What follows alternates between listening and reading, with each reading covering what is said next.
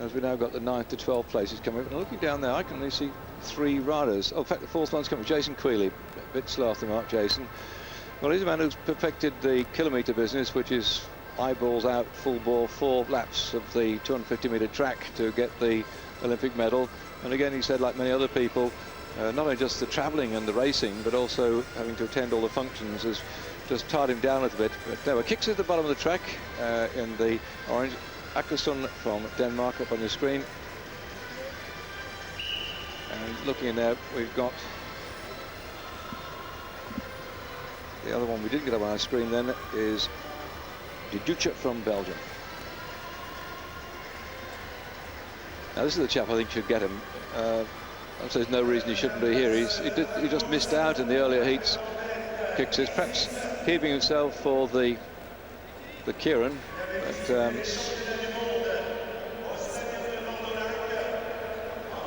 if I was Jason Queally, I'd go right to the back, and if I got the strength in, start to roll around and catch this lot napping. He's got the sheer power. He doesn't have quite the track craft as the other riders. Yes, he's going a bit higher now. Let's see if Jason's going to take a flyer.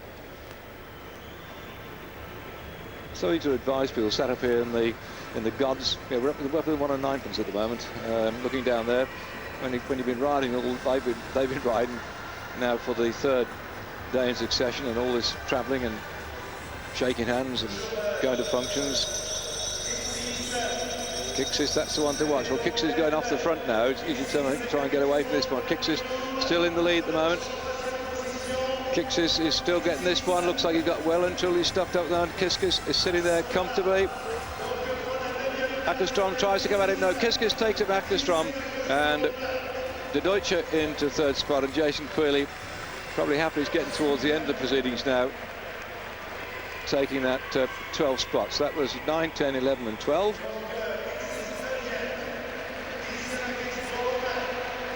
And I'm a bit late bringing you up to date on the points. I'm trying to do all the points scoring here, by the way, because unlike the Open de Nation, where at Paris-Bercy they have a great big scoreboard which updates the scores as quickly as it happens. We won't get the scores of this yet, by the way, because they have to wait till the end of the sprint. Then they get added into the total we got. So it's a little red flash at the back there. For some obscure reason, they're not able to put up the scores of the race, and we're dependent also, apart from that we can see them down the track centre, we're dependent also on the producer back in his little van, putting things up on the screen for people who probably can't see the numbers down the track centre. This crowd of people here, this lovely track, looking down there now. And I think Bourgain's just come to the top of the track, is it? In fact, that's his teammate, Vrba. Matthias John from Germany. Jerabek, right at the top of the track. There he is.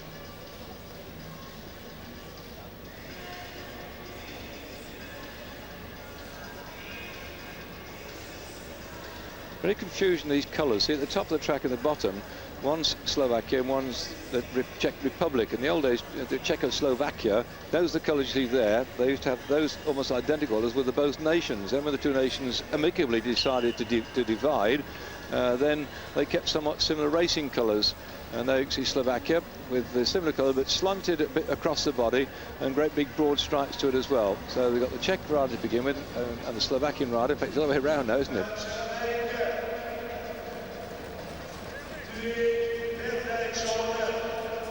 All the French eyes are on the tail end rider.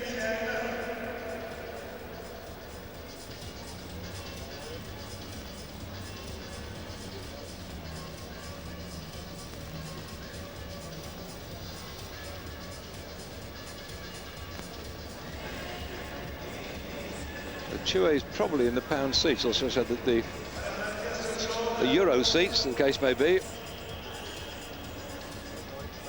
Bit of sweeping going on here at front of the field right now, and is the sweeping going to work then, because he's opened up quite a useful gap at the moment. Doesn't look like anybody's going to come across him. Oh yes, caught there on the line then.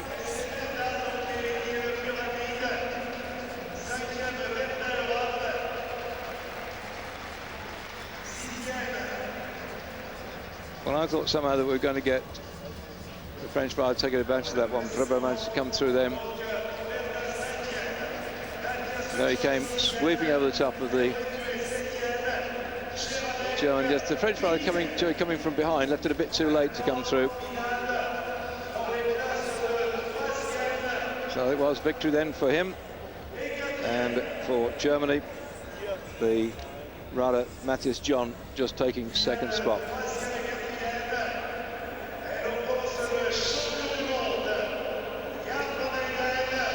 Well, drawing lots, moving on to the ride off from here. We've gone through 9 to 12. We're now going to the 5th to 8th placings. Oh, sorry, 3rd and 4th. Jump one, my mistake. Can't keep up with the bits of paper. 3rd and 4th placing then, and then on to the 1st and 2nd after that.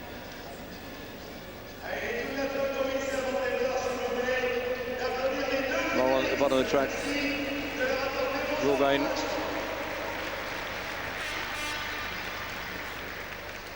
Van Eijden riding up then for 3rd and 4th spot.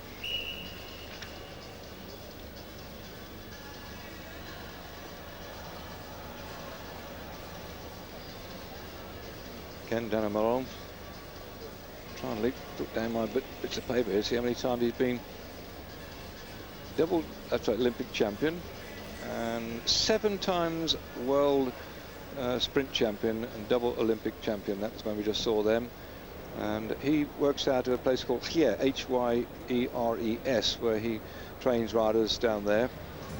And his colleague Quentin works up in the north of France and trains at another stable there. So they've got not one, but 2 coaches, the French. So the interest here to see how this young lad's going to come out against the experienced Van Eijden. I told you Van Eyden's a bit of a tricky dicky, this one. Bourgain in the green pants.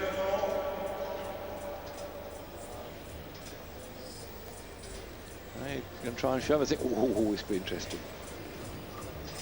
Now, I think Van Eyden's going to pin him against the advertising hoarding. Yeah, going to nail him up there. Oh, boy. By the way, you probably notice a slight difference in the sprinting here from the World Championship, where the officials like to see things very straight. Here the commentator a little more lenient, I think. Although if Mr. Van Eijden upends the Frenchman, I think there'll be a lynching party out there. He's on the front at the moment. Looks Van Eyden's got it against Bourgain. Bourgain's got a long way to go. Bourgain looked on the inside, couldn't find the way through. Van Eyden surely's got the speed here. And Bourgain's coming late though. The crowd want him to come through and he can't find a slot to put his front wheel and get in, so he's trying to go the outside. Can he come through? No, it's a long way around. Couldn't make it. So Van Eijden then takes the 3rd spot. And with it, the points for being in 3rd spot, that will be 15 points to the German squad, who are challenging France white and France blue for the top honours. And you can add 15 points to his score list at the moment. But Bourgain went down with all guns firing.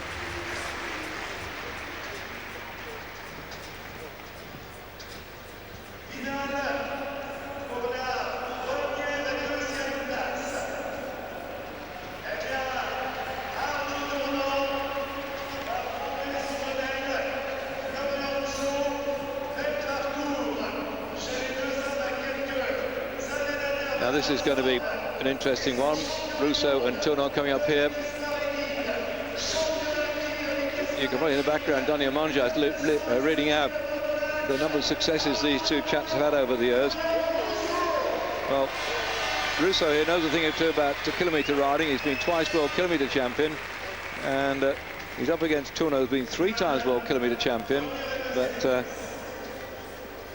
Rousseau switched off being a kilometre. And this is Tournant, who's a kilometre specialist, on to become the world sprint champion 3 times and also the Keirin champion. So in terms of experience at the top of the track, it's undoubtedly Rousseau's got the edge. But here, that's the 2 coaches I mentioned before. Moral at the bottom of the track, and Quentin just up there putting Rousseau in the act. So these 2 coaches, very great friends, but now they've got to take sides when they come through now to see who's going to get the points then.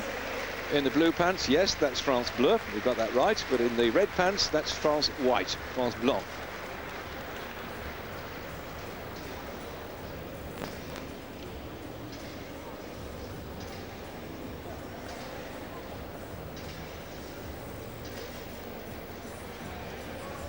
Interesting how Jason Queally could develop as a sprinter, because both these two chaps you see here came out of being kilo riders, will explode off the start line and get round a kilometre in just over a minute.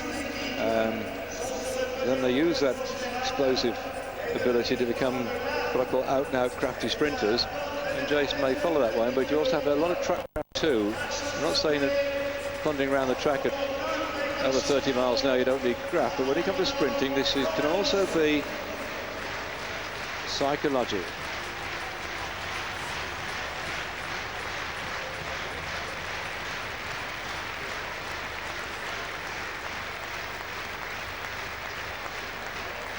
Here we go. This is what the crowd want to see. Bit of chat manoeuvring, psychological. Tournant didn't want to lead after that first lap. He had to lead, being the man at the bottom of the track now. This is where he's going to try and outwit Rousseau. Wants Rousseau to take the lead. Can't go backwards. Oh. They allow just a little bit of rocking, but you can't put it in full reverse. Tournant in the red pants, Rousseau in blue.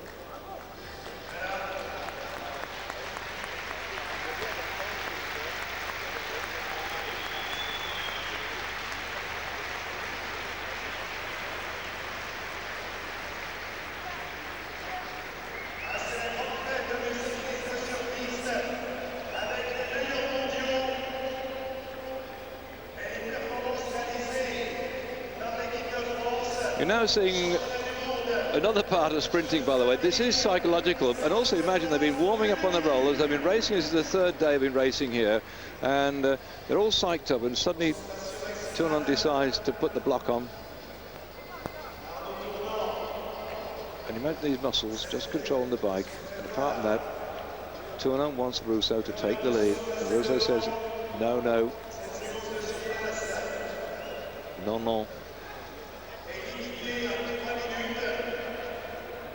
I think the record was over 20 minutes or 40 minutes, over 40 minutes, I think, by some Italians, but there is, I believe, at world level now, must be back in the books, a time limit on how long they can stay out here. And don't ask me what it is, because I haven't got the book with me at the moment.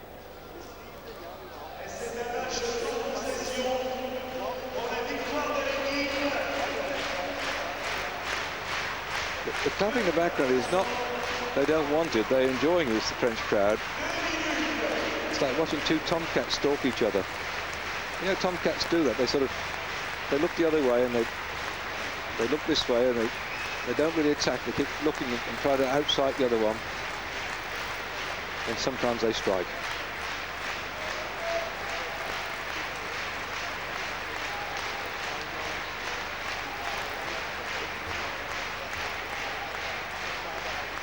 Just as well they're up against Festina watching that bird, because the clock's going 2:29 behind them. I know what programme we've got on Eurosport after the cycling, but Mr. Producer, I think you might put it back.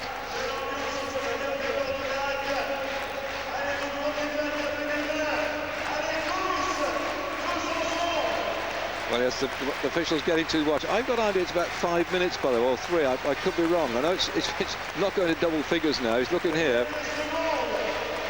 Yes, it is. He's got to tell me they've got to go after 3 minutes. That's it. Yeah, they've done it. And Tournant did not get the advantage he wanted. Rousseau had to come, stay there, and he had to go ahead.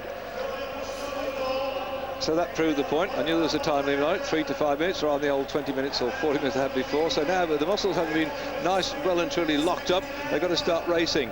And also you might say, why doesn't somebody go from the gun? Well, we did see that earlier on in some of the heats. The two riders were just moving up the line, and one of the riders just went screaming round, and he managed to get a lap and a half. It looked like he got it all cooked, and eventually he got caught because the rider behind him was in the slipstream. Now can Rousseau come over the top of the slipstream of Tournant down the finishing straight, then starts to come down the crowd, go on the feet. Ah, yes, Rousseau gets it.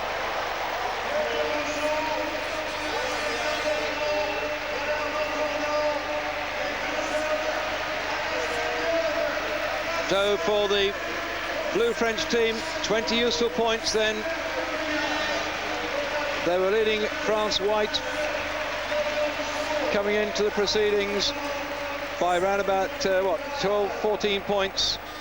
The French red team was a bit out the frame. They're down about 188 points when we start the proceedings, so it looks like they're not moving up there. France Bleu, who took over the lead from their countrymen coming into this one. France Whites were leading when we finished off on Friday night. Germany second, France Bleu was third. And coming into the proceedings this afternoon, the French switched places with the France white team and Germany and blue up there. But now you can see that blue are ahead of white. Germany dropping back into third spot at the moment. That's the situation then. And French red have now moved up a bit too, so it's looking very interesting up there.